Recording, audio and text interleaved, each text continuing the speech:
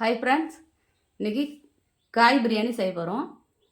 அதுக்கு தேவையானது என்னென்னு பார்த்துக்கலாம். எப்படி செய்யலான்னு பார்க்கலாம் வாங்க. குக்கர் வச்சுட்டேன். எண்ணெய் சேர்த்துக்கலாம். கடுகு கடலைப்பருப்பு சேர்த்துக்கலாம்.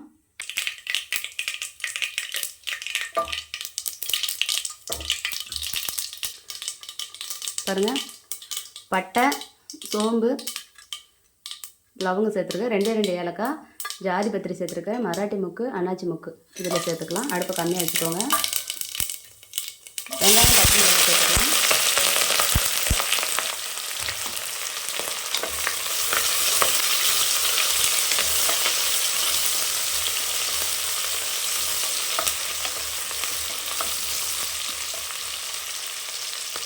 உப்பு சேர்த்துக்கலாம்.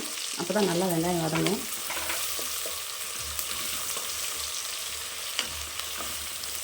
இஞ்சி பூண்டு சேர்த்துக்கலாம்.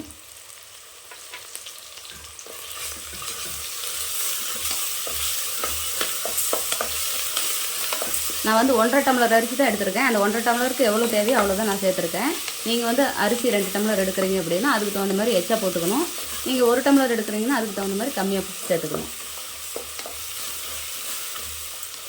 இந்த பச்சை ஸ்மெல்லாம் நல்லா போகட்டும்.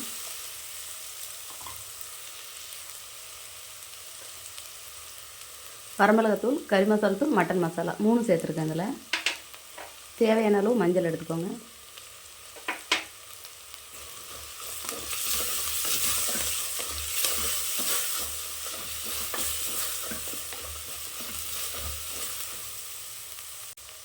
புதினா இலை எடுத்துக்கலாம். சரிங்க, பூண்டு இவ்வளோ சேர்த்துக்கிட்டால் போதும். கொத்தமல்லி இலை எடுத்துக்கலாம்.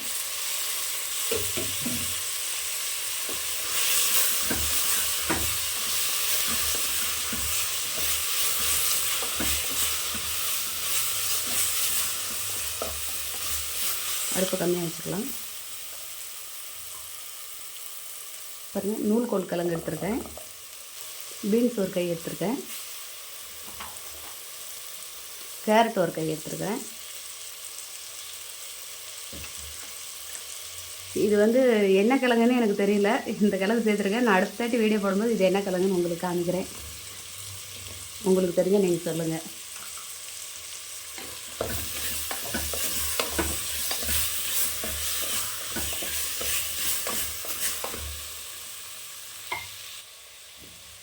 இது உருளைக்கிழங்கு, ஒரு கை உருளைக்கிழங்கு சேர்த்துக்கலாம். பச்சை பட்டாணி பாருங்கள், வரப்பட்டாணியாக நான் ஒரு நைட்டு ஊற வச்சு இப்போ வேவிச்சு எடுத்து வச்சுருக்கேன். ஒரு இது சேர்த்துக்கலாம், ஒரு பவுலில்.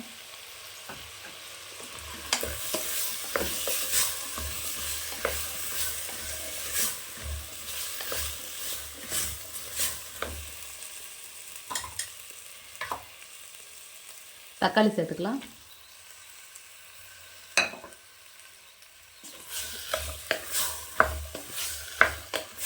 அடுப்பை வேகமாக வச்சுக்கலாம்.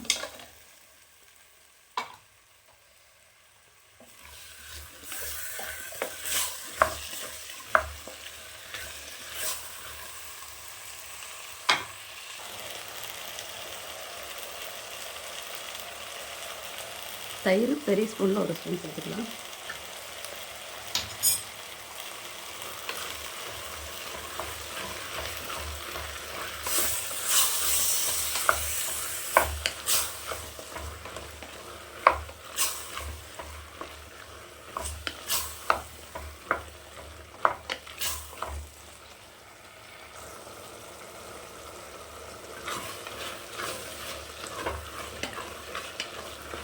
தக்காளி பாதி நல்லா வதங்கிருச்சு. இப்போ நம்ம தண்ணி சேர்த்துக்கலாம்.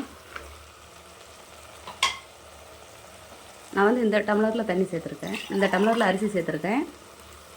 1.5 டம்ளர் சேர்த்துருக்கேன். இப்போ நம்ம 3 டம்ளர் தண்ணி வச்சுக்கலாம்.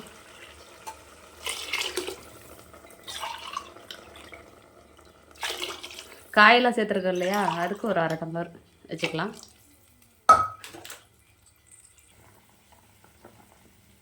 கொதி வந்துருச்சு, அரிசி சேர்த்துக்கலாம்.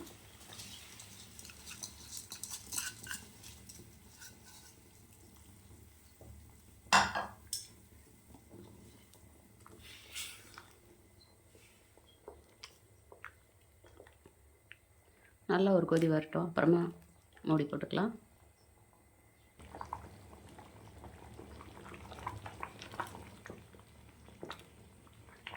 நல்லா உப்பு காரமெல்லாம் கரெக்டாக பார்த்துக்கலாம்.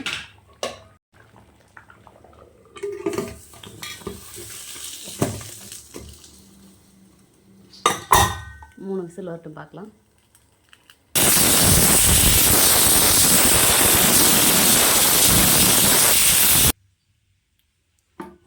ஓப்பன் பண்ணி பார்க்கலாம்.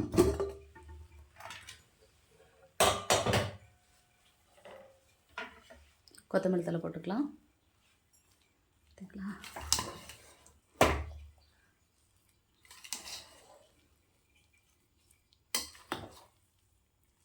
பாருங்க, நல்ல மணமாக இருக்குது. அதுக்கு தான் நம்ம வந்து பட்டை, கிராம்பு அதெல்லாம் சேர்த்துருக்கோம்.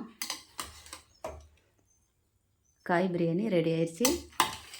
இதுக்கு வந்து தேங்காய் சட்னி செம்ம டேஸ்ட்டாக இருக்கும். தேங்காய் சட்னி, தயிர் வெங்காயம் ரொம்ப டேஸ்ட்டாக இருக்கும்.